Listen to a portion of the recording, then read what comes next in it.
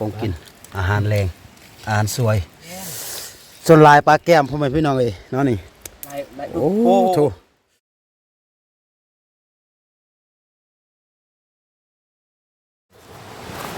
เปิดภาพมา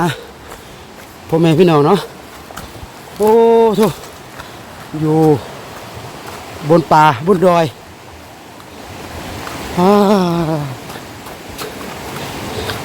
วิ่งพ่อแม่พี่น้องเอ้ยเฮ้ยเจ้า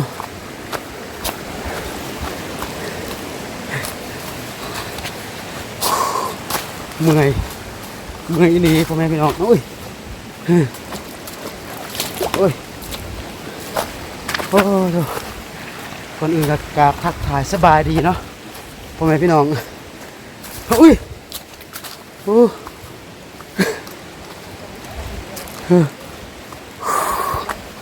พ่อแม่พี่น้องเลยวันนี้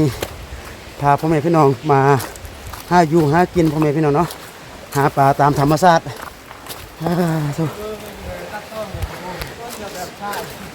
โอ้โหอุ้ยโอ้โหนี่มันนี้มานำกันอยู่3-4 คนพ่อแม่พี่น้องนี่โอ้โหนำความแห้ง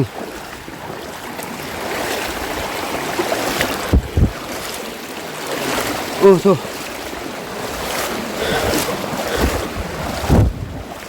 นี่นำย้อนพ่อแม่พี่น้องเนาะกะมื้อนี้พากันมาหาปลาหามาฮอดพ่อแม่พี่น้องเนาะความไกลต้นนี้ก็หาอยู่12 โมงป่าย27 นาทีกะยังบ่ฮอดเทื่อบนที่ว่าจะไปหาปลาเอาจังได้อาจารย์ฮอดแล้วบนนี้วะโอ้โถผู้พาปลาไม้พ่อแม่พี่น้องเอ้ยนี่โอ้โถปลาอย่างค่อนข้างอุดมสมบูรณ์สมควร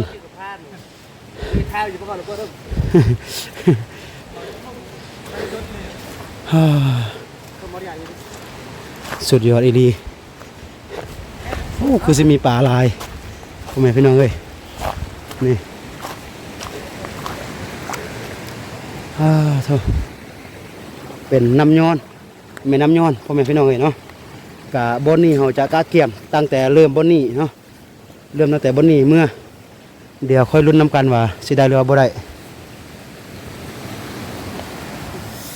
ป้าโถพ่อแม่พี่น้องเอ้ยเนาะความหนาวพ่อแม่พี่น้องเอ้ยดำป่าหามาโถเขาก็อยากกินเพื่อนก็อยากลงเนาะการไปเรียนลงมูลงห้วยตุ้นเนาะเราชมจะตัดต่อนี่ตอนนี้เวลา1:00 นเต็มเสมอนะ3 โมงปลาย2 นาทีโอ้ปลาออกนี่ตอนนี้กำลังปิ้งปลาพ่อแม่พี่น้องเนาะปิ้งปลาก้อยปลาของกินอาหารแรงอาหารสวยกามเมื่อกี้บ้างแบบกามเมื่อกี้ปลาแก้มปลาจ่าส่วนลายปลาแก้มพ่อแม่พี่น้องเลยเนาะนี่โอ้โถจะชื่อทุกอย่างเอาไปเสื่องไว้ได้นี่โอเคพ่อแม่พี่น้องเนาะเดี๋ยวครูดอยจะได้ขอตัวกินข้าวกินน้ำก่อน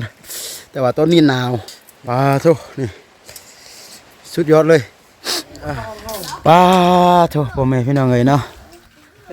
เกิดปัญหาระหว่างทางไปหาปลาพ่อแม่พี่น้องเลยเนาะกลับมาพอดีรถยางหัวพ่อแม่พี่น้องเนาะนี่พอดีบดมาหอดบานคนตัวนี้กำลังจะเปลี่ยนทางยางนอกยางในจากบอนนี่ประมาณ1,000 กิโลจากบอนนี่ยังอีกประมาณ10 กิโลพ่อแม่พี่น้องเนาะจึงจะฮอดบ้านตอนนี้ก็คือแก้เมื่อยผมดู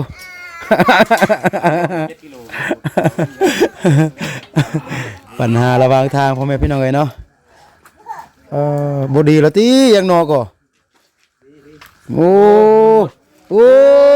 ปูเลย บ่แม่นสปับบ่นี่โอ้เล็กตะปูโอ้เล็กตะปูโอ้แท้ขี่ไปนี่บ่เบิ่งนี่เนาะตีนรถนี่มันบ่มีตานี่เนาะตีนรถนี่เนาะ มีตา โอ้นี่เหยียบตะปู รถยางเล็กโอ้ยกระสอนเอายังไหนมาใส่ให้มันยังดี โอ้บ่ดีแล้วเท่เว้ยบ่ดีแล้วบ่ดีแล้วบ่ดีอ่ะ ที่จะกุ้มไก่อันนี้เปลี่ยนเนี่ยเปลี่ยนยัง โอ้เหล็กตะปู คือ500 บาท โอ้โถ อ๋อมันด้วยยาโม่ สุดยอด นี่กันจักว่า เมื่อกี้สิกวดบ่กวดเนาะ กวดกับตึก โอ้กวด เดี๋ยวปักให้น้ำนี่เลย กวดยังใครโอ้กวดก็เอาเหล็กออกลามมันก็บ่เพลาย พอตึกตึกตึกตึกตึก เด็กเด็กสาม ไปก็ไปใช้ไปเรียน อ๋อโถ ป้าจังไง โอเค เดี๋ยวกลับฮอดเฮือนแล้วก็ค่อยเบิ่งผลงาน ตอนนี้ก็กลับมาฮอดเฮือนแล้วพี่น้องเนาะก็ตัวนี้เป็นผลงานที่ว่าเฮาได้มื้อนี้พี่น้องเนาะก็ปลามันก็อยากส่งเละๆแด่พ่อแม่พี่น้องเอ้ยเนาะเพราะว่าเฮาไปมันไกลกลับมาค่ำกลับมามืด เนื่องจากว่ามันไกลเฮาบ่มีแท่งน้ำก้อนบ่มีบอนไซแล้วก็เฮาใส่อยู่ธงพายมาพ่อแม่พี่น้องเอ้ยเนาะเลยเฮ็ดให้ปลามันอยากเละน้อยหนึงพ่อแม่พี่น้องเนาะเพราะว่ามันดนแล้วก็ปลามันก็ค่อนข้างน้อยพ่อแม่เนาะเพราะว่าปลามันก็ซ้ำแต่ซ้ำนิ้วโป้มือนั่นแหละพ่อแม่พี่น้องเนาะซ้ำนิ้ว1 2นิ้ว3นิ้วประมาณนี้พ่อแม่พี่น้องเนาะปลาที่ว่าเฮาได้มันบ่มีหลายส่วนหลายมันเป็นแต่ปลาน้อยพ่อแม่พี่น้องเอ้ยเนาะก็ตัวนี้ก็จะเป็นผลงานที่ว่าเฮาได้ในมื้อนี้เนาะก็บ่หลายพ่อแม่พี่น้องเนาะประมาณ 7-8 กิโลนี่แหละเนาะก็หลังจากมาฮอดเฮือนเฮาก็เอาน้ำมาล้างปลาหน่อยนึงแล้วก็จะเลือกพ่อแม่พี่น้องเอ้ยเนาะจะเลือกปลาตัวที่ว่ามันเอาใหญ่น้อยนึงเพื่อที่ว่าจะแบ่งกันพ่อแม่พี่น้องเอ้ยเนาะเพราะว่าตัวใดปลาตัวใดที่ว่ามันค่อนข้างใหญ่น้อยนึงเฮาก็จะคัดออกแล้วก็หลังจากนั้นก็คือปลาตัวที่ใหญ่เฮาก็จะแบ่งปันกันไปพ่อแม่พี่น้องเอ้ยเนาะเพราะว่าตัวใหญ่ก็แบ่งกันผู้ละเล็กผู้ละน้อยตัวน้อยก็แบ่งกันผู้ละเล็กผู้ละน้อยแบบนี้พ่อแม่พี่น้องเอ้ยเนาะตัวนี้ก็ดำยิงล้วนๆพ่อแม่พี่น้องเอ้ยเนาะก็ความไกลก่อนว่าสิได้ซ้ำนี่พ่อแม่พี่น้องเอ้ยเพราะว่าอยู่บ้านเฮาส่วนหลายก็คือเพิ่นไปทำมาหากินหลายพี่น้องเอ้ยเนาะบ่แม่นแต่ว่ามีแต่พวกเฮาไปก็คือแต่ละมื้อแต่ละวันก็คือคนที่ว่าไปหาปูหาปลาหลายสมควรพ่อแม่พี่น้องเอ้ยแต่ละบ่อนก็คือมีบ่อนเพิ่นอัดค้อนเพิ่นสระน้ำแบบอย่างหากินแบบสมัยแต่กี้หลายพี่น้องเนาะแต่ว่าครูดอยก็เนื่องจากว่าเฮาไปมันอยากค่อนข้างอยากแรงแล้วก็เมาแต่หาปลาพ่อแม่พี่น้องเอ้ยเนาะยานบ่ได้ปลากับเฮือนก็เลยบ่ได้ถ่ายภาพบรรยากาศที่ว่าตอนหาปลาให้กับบรรดาพ่อแม่พี่น้องได้เบิ่งเนาะนี่ก็หลังจากที่ว่าเฮาเลือกตัวใหญ่แล้วก็จะแบ่งมาเป็นพูดแบบนี้ก็คือเฮามานำกันอยู่4คนพ่อแม่พี่น้องเอ้ยเนาะเฮาก็จะแบ่งเป็น4พูดแบบนี้เนาะโดยที่ว่าตัวใหญ่ที่ว่าเฮาเลือกออกแล้วก็เฮาก็จะแบ่งไปเป็นตัวแบบนี้เนาะก็จะแบ่งออกมาเป็นตัวหลังจากเฮาแบ่งตัวใหญ่แล้วเสร็จสิ้นสมควรเนาะก็คือตัวใหญ่มันหมดแล้วพ่อแม่พี่น้องเนาะหลังจากนั้นก็คือตัวน้อยเฮาจะบ่เลือกเป็นตัวพ่อแม่พี่น้องเอ้ยเนาะเพราะว่ามันจะ ซ่าถ้าเลือกเป็นตัวก็คือเราจะเอาถ้วยแล้วก็มาตักใส่เป็นถ้วยใส่เลยพ่อแม่พี่น้องเนาะเพื่อความสะดวกสบายแล้วก็มันบ่ซักซ่าเนาะคือเราจะใส่เป็นถ้วยแบบนี้แล้วก็แบ่งไปเลยพ่อแม่พี่น้องเอ้ยเนาะก็ถ้าหากว่ามันลุดเลื่อนกันก็จะลุดเกินกันเพียงเล็กๆน้อยๆพ่อแม่พี่น้องเอ้ยเนาะแต่ว่าบ่เป็นหยังเนาะก็จะเป็นแบบเป็นพูดแบบนี้ก็แบ่งกันก็ได้พอสมควรพ่อแม่พี่น้องเนาะคนหนึงก็ได้ประมาณ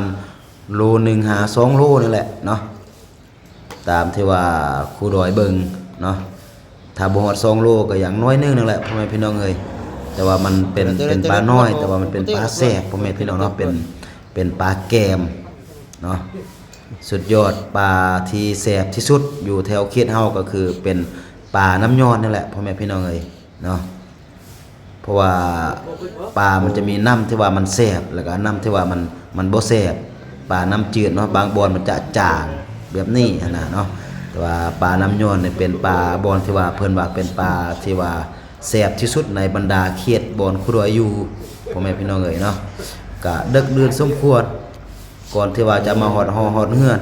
เพราะว่าทางที่ว่าเฮาไปมันไกลแท้ๆพ่อแม่พี่น้องเอ้ย